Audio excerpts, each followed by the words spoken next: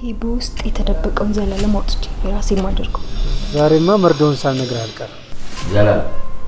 እገላ ቢበቃንስ እሱ ያለን የመቼ ጓደኛ ማግኘታችን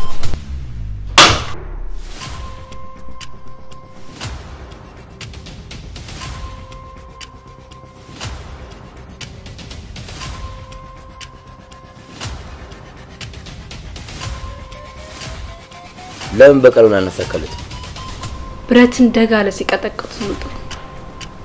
አሁን አድርጊው ለነገሩ ሴት አይደለች በሄደችበት ትለምዳለች እኔም እንደዚህ ብዬ ነው ያሰብኩት አልገባኝ ዘላለምን በደንብ ነው ማለት በበቆላ ተኩላ ነው